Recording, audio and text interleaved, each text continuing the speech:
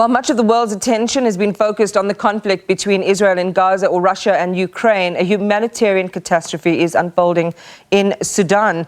The situation is so bad that NGOs and human rights groups are warning that widespread war crimes are being committed while food is running out for refugees. Donatella Rovera, Amnesty International Senior Crisis Response Advisor, joins us now. Good evening, Donatella, and welcome. Amnesty International has documented a range of abuses. Share those concerns with us.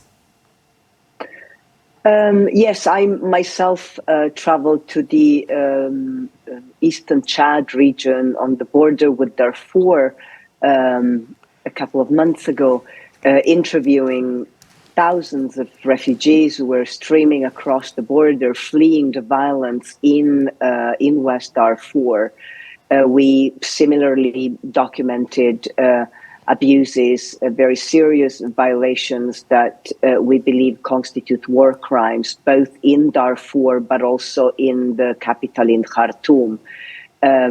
Essentially, it's been deliberate and indiscriminate attacks against civilians, reckless fighting between the two parties that have left so many civilians caught in the middle, as well as deliberate attacks, extrajudicial executions and indiscriminate attacks against civilians that have killed and injured so many and that have forced millions to abandon their homes, as well as specific attacks directed at women and girls. Sexual assaults. Mostly the cases that we've documented have been perpetrated by the Rapid Support Forces, the paramilitary militia that has been fighting with the National Army since the 15th of April, and which has those fights have continued. The situation is at a standstill.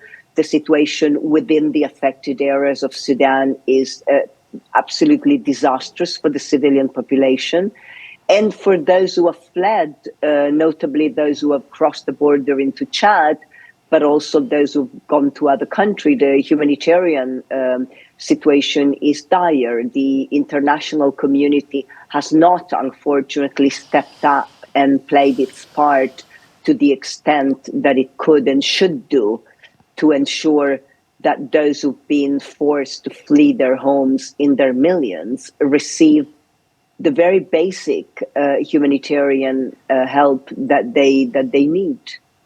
So sad. We're projecting images of some scenes from this conflict to our viewers, and it's really makes for harrowing watching, Donatella. The UNHCR is warning that, what happened in Darfur 2 decades ago, where millions were displaced and thousands were killed, could be a situation that recurs in this moment. The other challenge, which is time-bound, is that food is running out. The World Food Programme is warning that next month there's simply going to be no more food. Many communities, and you've just talked about it now, on the move, on the run from persecution, unsafe and uncertain futures. And the question I think a lot of people are asking is, where is the AU?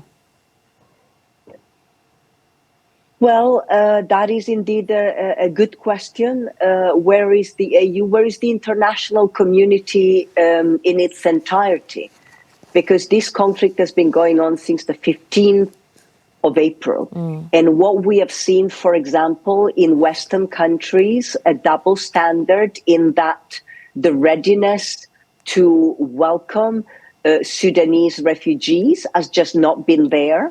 And that is shameful because we've seen that European countries, for example, have been willing and able to successfully welcome refugees, for example, who've come in very large numbers from the Ukraine conflict. Unfortunately, the same generosity has not been on show when it's come to the Sudanese refugees, to the people escaping the brutal conflict in Sudan. And so most of those who have fled are in neighboring countries. And when I was in Chad, what I saw in the eastern region of Chad is a situation amongst the worst I've ever seen in my professional working life, which spans over 3 decades.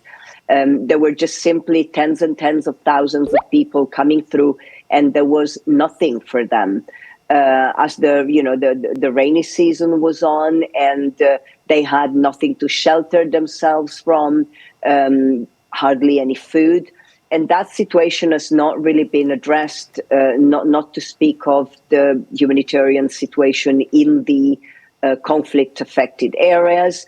WHO was mentioning that this is now the worst, the most forgotten crisis in the world at the moment. And indeed, it's true. The health situation is of great concern. It's absolutely dire. 70% of the hospitals and medical facilities in the conflict-affected areas are not working.